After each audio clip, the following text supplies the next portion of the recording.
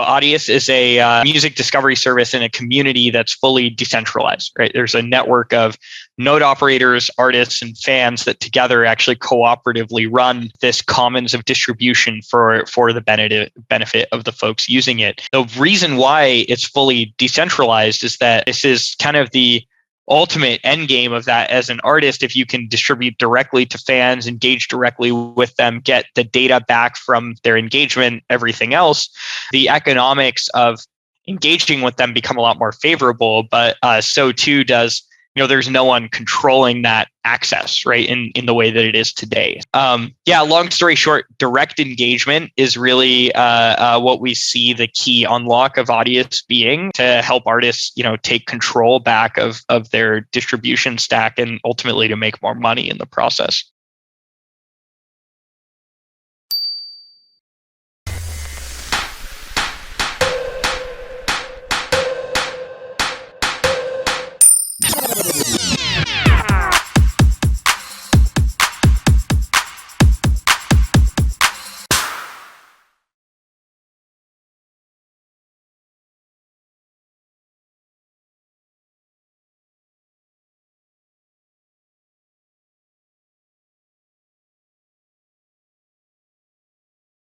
Hello, everyone. My name is Ben, and as usual, I'm the host of today's podcast.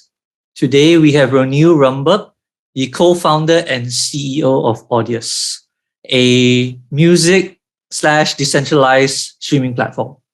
Welcome to the show, Roneil. Thank you for having me. Excited to be here. Yeah, so before we begin, tell us a little bit about yourself and how did you get started in crypto? Yeah, so I got started in crypto in 2012, 2013, somewhere thereabouts, mining actually. So me and some friends started to mine. At that time, it was these scrypt coins. Like Bitcoin mining had already sort of centralized into like ASIC farms and whatnot. Commodity hardware couldn't really mine effectively then, but you could still use commodity hardware to mine, like Dogecoin and Litecoin, and there were lots of different I can't even remember all of them, like Namecoin, and anyway, there were all these different tokens you can mine. There were even these so-called coin switching mining pools where you could point your scrypt miner at the pool and it would switch between mining different scrypt altcoins depending on what was most profitable to mine at the time, and it would immediately cash out the mining rewards to Bitcoin and then send Bitcoin to you, which is kind of nice. So did that for a bit, just like as a way to earn beer money, and then started to ask, I wonder what these things actually do, and started to learn more about it, and that was how I kind of fell down the rabbit hole. I guess I was well positioned to be interested in it because I was very excited by distributed system sort of problems. That was what I was studying in school and spending time on, and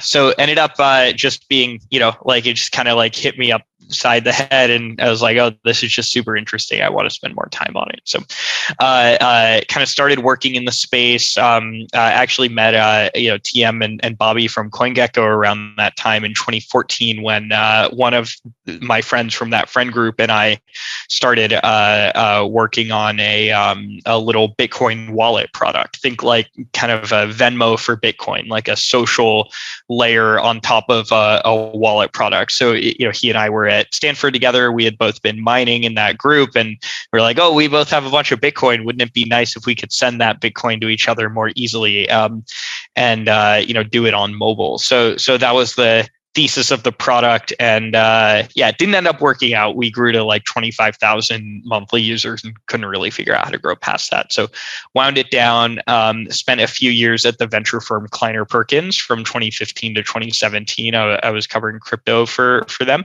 but kind of got the itch to go back to building stuff. So I ended up leaving in 2017, and that ended up leading into Audius. So I kind of already hinted about what Audius is, which is a decentralized music streaming platform. But could you tell us a little bit more about why you started this And also, I guess one of the main reasons why people always ask is, how does this solve the existing issues within the music industry?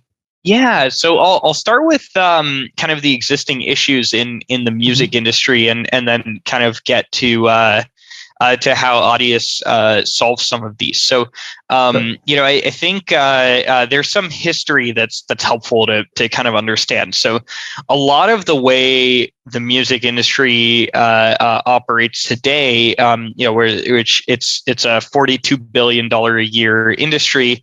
About 12% of that money makes it to artists. The other 88% of money changing hands here of that 42 billion is captured by various middlemen, intermediaries, institutional players, etc. Which those institutional players deserve to earn something, of course, right? But I think we can all probably agree that it's a bit of an unfair balance there, right?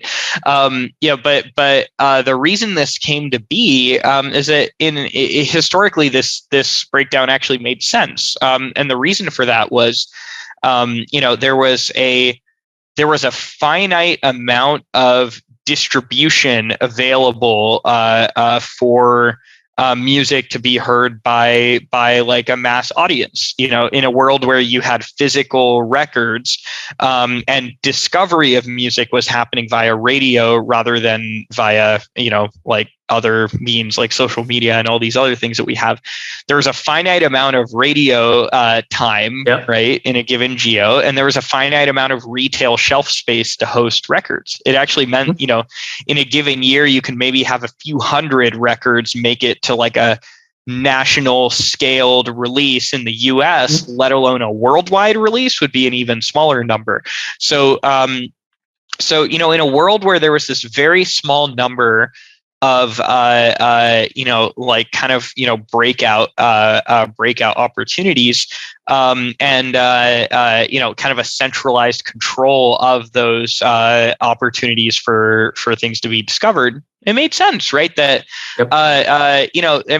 there was a lot of capital expense and risk required to because you don't know, right? Think if you're a music label, you don't know if an album is going to do well before you like spin up a factory, produce the records, put them on trucks, send them out to retail space, and then sell it, and then pay a bunch of money on the marketing side to get it heard on radio and elsewhere. So it made sense, right? It made sense why the balance of power was in this way. But what digital distribution ended up doing here was reducing the marginal cost of reproducing music to zero.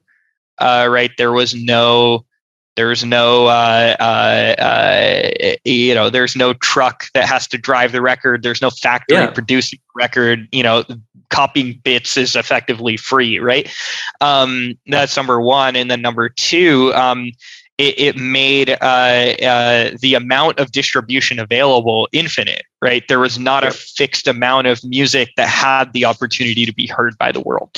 And in that world, a world of abundance and, free reproduction, the economics of this should have shifted, but they haven't. There are a lot of reasons why they haven't, but it really just comes down to this structural inefficiency in how the market is organized today, and an entrenched kind of set of incumbents there that obviously don't want to give up the position that they have, right? And I think that kind of gets at why Audius starts to solve these at the core. So Audius is a music discovery and community, a music discovery service in a community that's fully decentralized, right? There's a network of node operators, artists, and fans that together actually cooperatively run this commons of distribution for the benefit of the folks using it. And the reason why it's fully decentralized is that this is kind of the ultimate end game of that as an artist, if you can distribute directly to fans, engage directly with them, get the data back from their engagement, everything else, the economics of engaging with them become a lot more favorable. But so too does, there's no one controlling that access, right, in the way that it is today. So as an example, like on Spotify or Apple Music or Amazon Music, like most of the big digital distributors that exist today, an end user can't upload to them. Like if you made a track on your computer and you wanted to distribute with them, you actually have to go through a distributor, which is a different third party who then places the content there.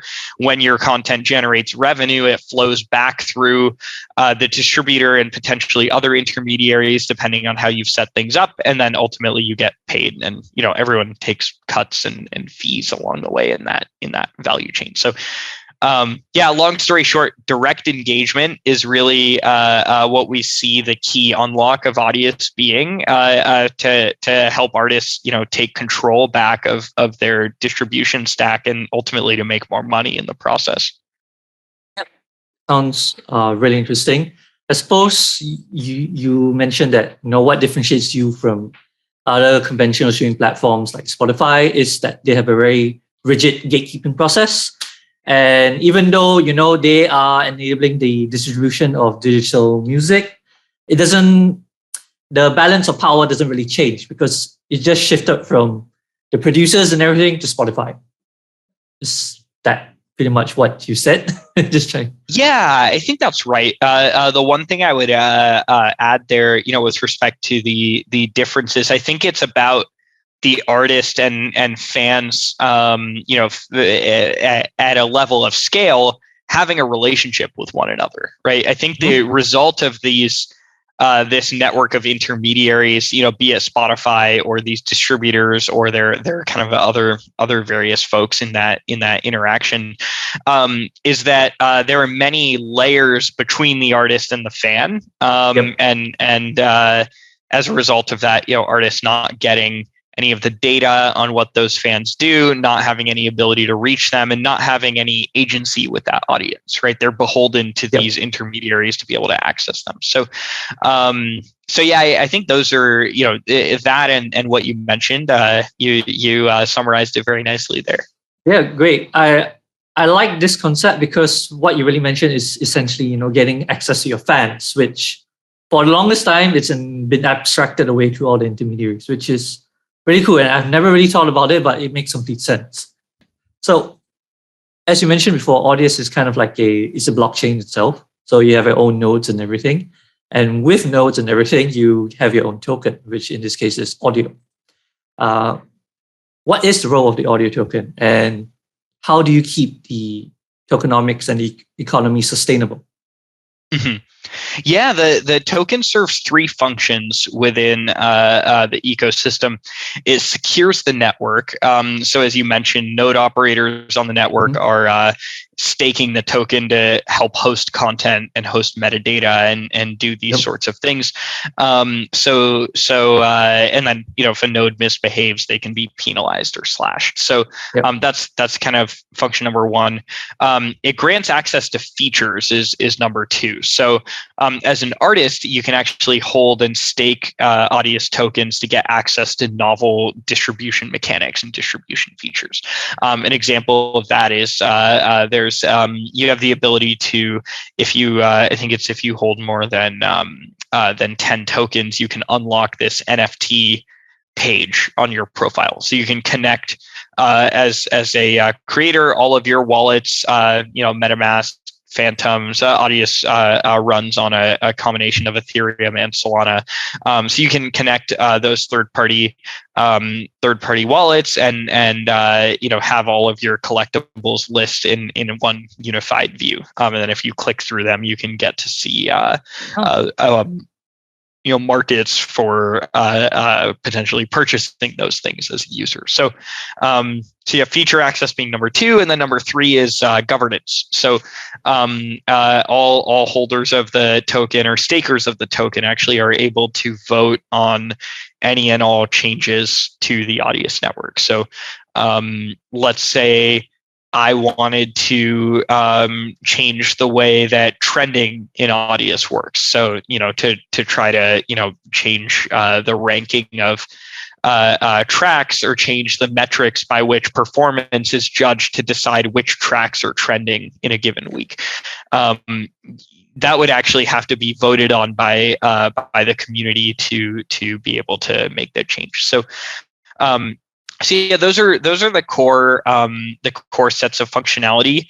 The unifying financial mechanic there is that everyone who is staking the token, which you need to stake it to get any of those 3 functions, everyone who is staking the token captures a percentage of all revenue changing hands across the network. So every time a user pays an artist a tip or to consume content or what have you, 10% of that payment is actually getting kind of pooled and distributed out alongside of staking rewards being paid out to the folks staking. So that's kind of the unifying incentive here, and it's sort of from the artist perspective, a portion of their revenue going to support the infrastructure that kind of powers that. That's awesome, because I think, as an artist, I'll be more than happy to support the infrastructure rather than go into a bunch of middlemen which take most of it.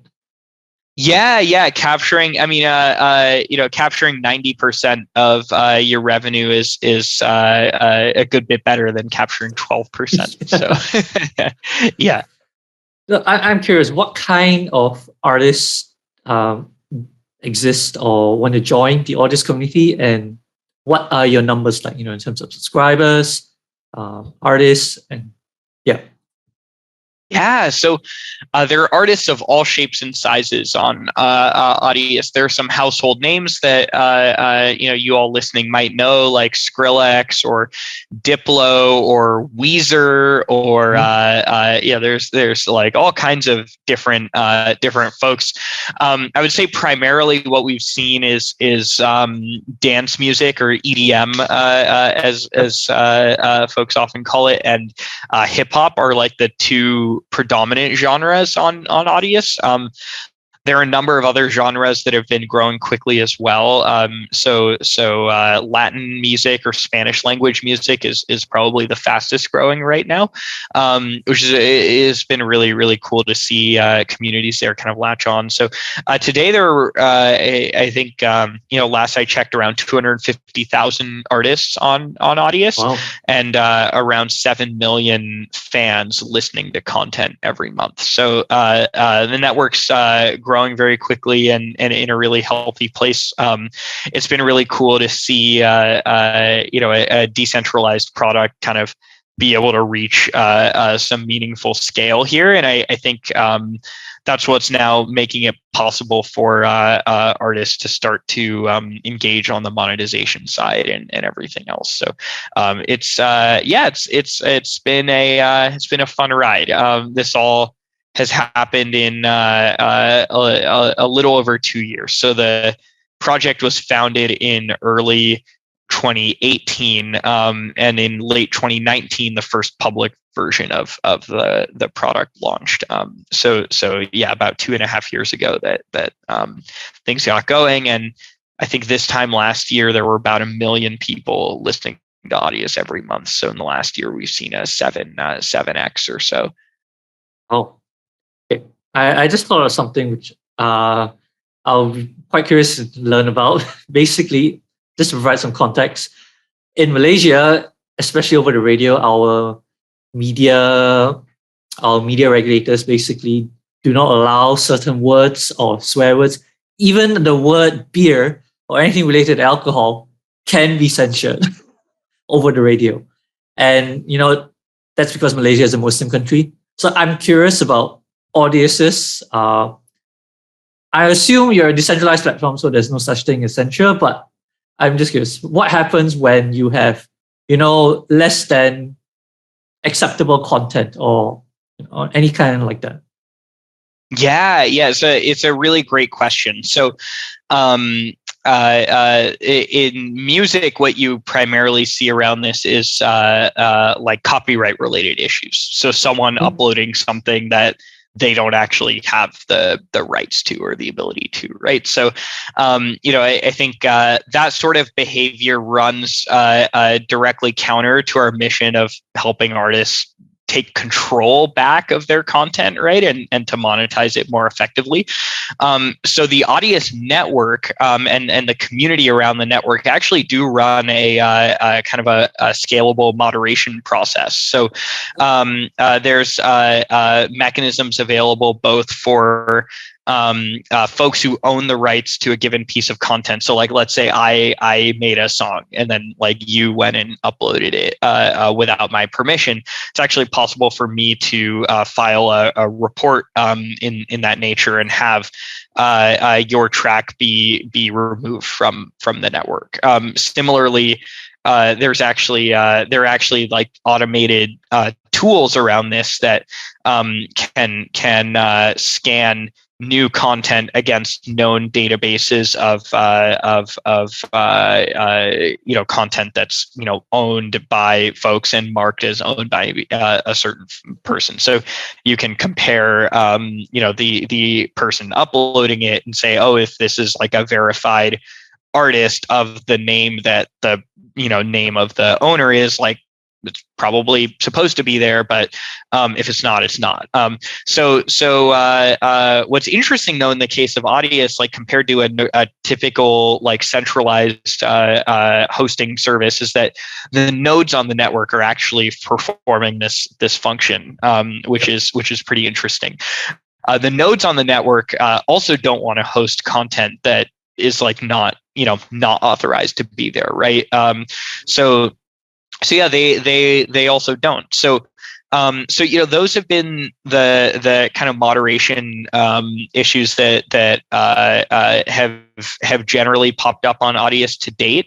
I think we've been able to get good buy-in both from artists and from kind of the existing players in the music industry that this this kind of combination of tools sort of meets the expected industry best practice. But I know that was probably way more detail than you were looking for. It was great. With respect to your question around, the censorship from like nation states and from other folks like that, that's a really, really fascinating question. And in Audius, it comes down to the nodes again. So a node operator can choose to or choose not to host a given piece of content, but it is their prerogative, right? So if I'm hosting your content and I decide I don't want to for whatever reason, maybe it's because someone asked me to censor it, or maybe it's because I'm running out of storage space and I don't want to. I do have the right to offload that content, but you as the user have a right to find a different node operator too. So that's kind of the way that we see. We believe moderation needs to exist in some capacity, but we think the ability to moderate should not be centralized.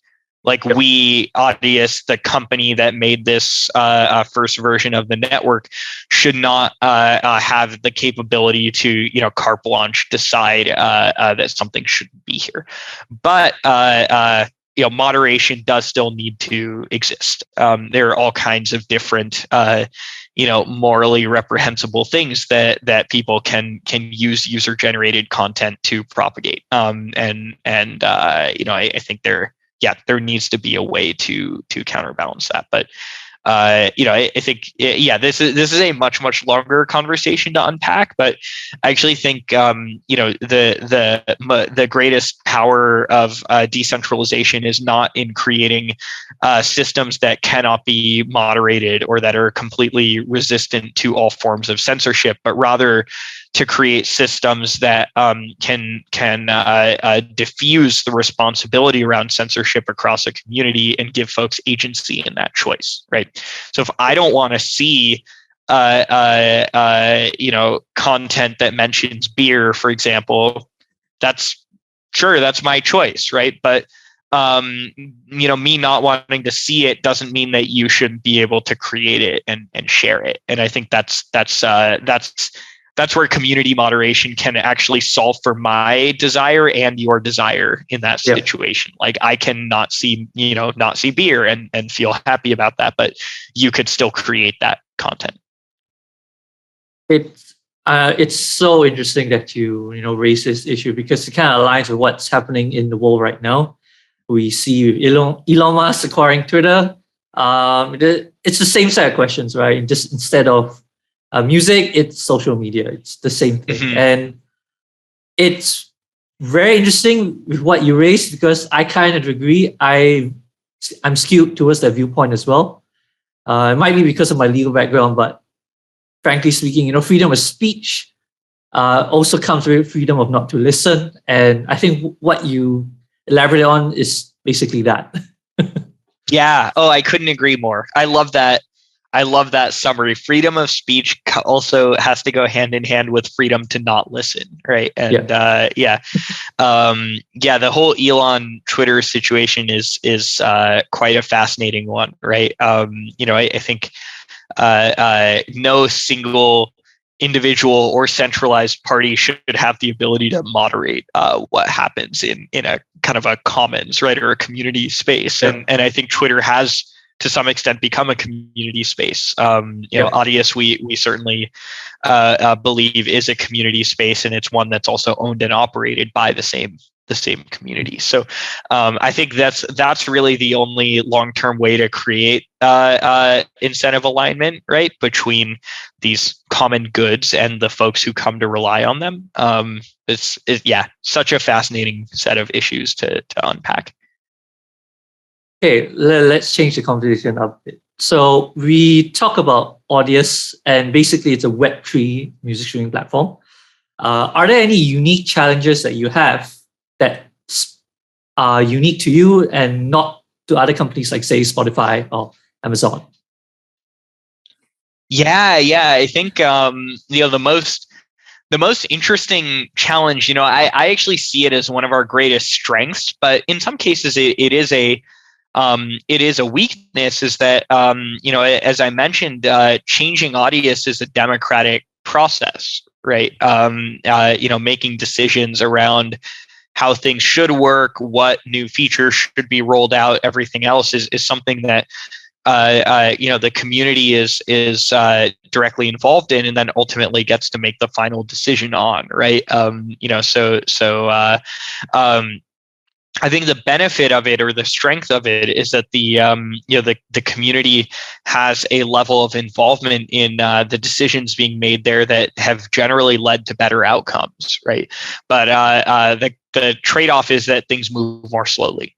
It's just, there are more stakeholders involved. There's more coordination involved. There's more just overhead generally created by that, compared to the centralized kind of counterparts, as you mentioned. They can just make decisions without consulting anyone. The trade-off there is they sometimes make bad decisions, and then that alienates their users. And which, don't get me wrong, I think our network also sometimes makes bad decisions, but the rate at which that happens is lower because of the kind of, the way that stakeholders are involved in the process.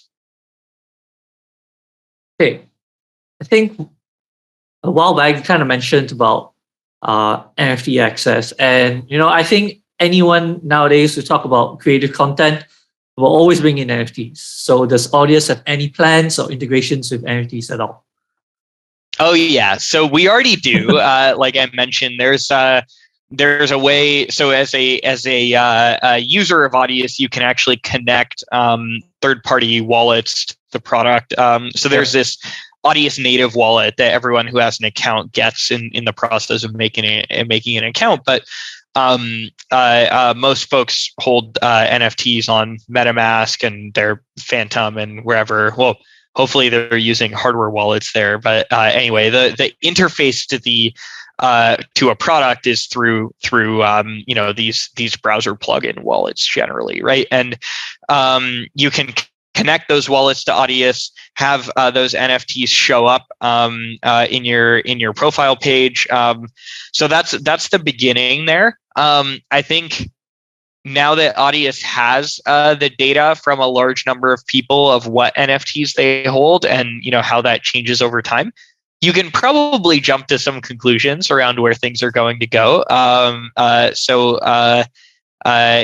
don't want to speak out of turn on behalf of the community, but we're very excited for what some of those logical things in the future that come of that are, right? As an artist, being able to know who holds one of your NFTs, for example, and be able to identify them and have the product respond differently to them in reaction to that. There's lots of cool stuff that comes downstream of that. So the kind of data aggregation piece was the start, and it's from there there's certainly a lot more planned. I think it's interesting to note, though, we see Audius long term here being a source of utility and distribution for NFTs, not an originator. I think there are plenty of other folks going after that use case, doing a good job of it, and Audius can support all of those NFTs made by others and make them more interesting and more useful over time. So that's kind of where we believe Audius fits in here. We kind of talk about the Audius role in the music industry, and I just want to know about your thoughts on the future of the music industry.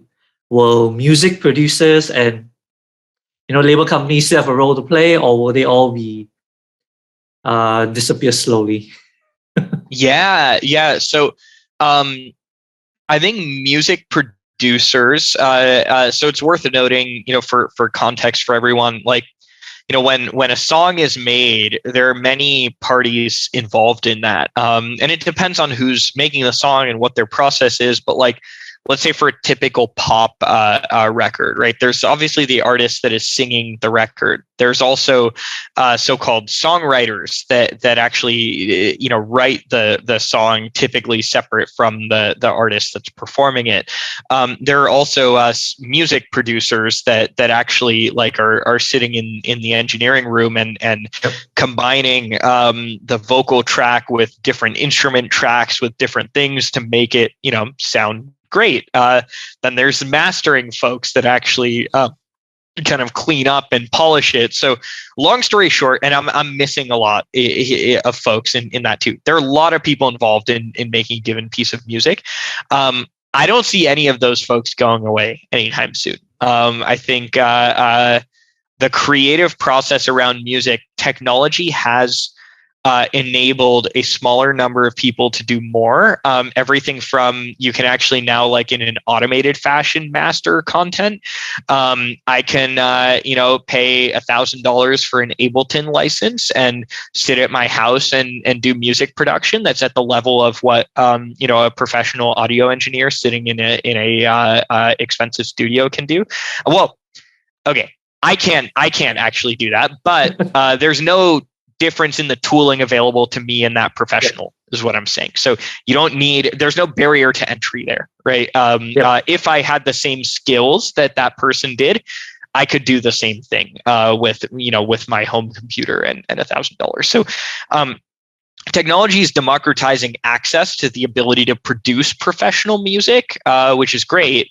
But I still don't see, there's actually a certain, for music, folks who are really big music fans who are listening, this will resonate with you. You can actually start to hear the difference between albums produced by different people. One of the reasons Kanye West, for example, is such a fascinating artist is because he is a world-class producer and a world-class artist. And the fact that he is able to do both of those things, and he actually still produces music for other artists and is able to kind of bring those ideas that he gets back to his own work, I think is part of what makes him so special, right? So music producers, I think, are going to be here forever. They occupy a very special role in the ecosystem, as do songwriters and so many others. The labels, I actually believe, have a strong place in the future as well. And I know that actually sounds contrarian to a lot of the crypto native folks listening here, but the labels have actually done a really effective job of remaking their business over the time of digitization of distribution, and they actually do create a really, really significant amount of value for the right type of artist, right? If you're one of those top 100 or so artists, and you're selling out massive stadiums, and there's a level of scale that it's only possible to operate at with the support of one of these major label players, right? It's just not possible to be able to coordinate, aggregate revenue, everything else, at that level. I think what Audius is hoping to do, though, for what it's worth, is to give a comparable level of distribution tooling to the longer tail of creators, right? I think if you're Drake or whatever right now, like, you're doing fine. The music industry kind of is set up to serve you really well, right? And I don't know that there's a whole lot that Audius can do for you. But if you're like, say, the 150th most popular artist, that is the person that stands to benefit the most, I think, from democratized access to distribution tooling, in the same way that access over the last 20 years to music creation tooling has been democratized. So yeah, long story short, I think the labels aren't going away, but I think the pie here is going to grow, because there are going to be more of this kind of middle class of music creators, I would call them, that have the ability to reach an audience and monetize them more effectively. So about to use the pie, I'm going to do as well, which kind of front me. Anyway, great session so far. I just want to round it off with a last question. What are Audius's plans for 2022? This is the most fun question for us, at least, to think about. So the big plans are around monetization. So giving artists more and more effective tools to leverage the audiences they've built on Audius to make money, right? I think Audius today is an amazing place to build an audience, build a Web3 native audience, to understand why they're listening to your music, how they're finding it, how they're reacting to it, et cetera, et cetera. It's not yet a great place to make money from your music outside of kind of the token economic structures that exist. So there's this ongoing distribution of Audius tokens to folks that are engaging on the network. So yeah. Monetization is really the big upcoming work area, and getting to flesh out all of the things that I kind of referenced earlier in this conversation. I think that will really really mean fulfilling like the full vision that the community has for where this network's going. So there are folks in the community that are already have built bespoke monetization tools around Audius that are monetizing effectively,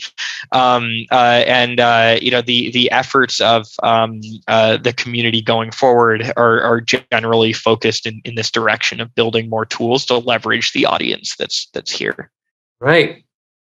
Before we go, is there anything else you'd like to share with our audience on behalf of Audius?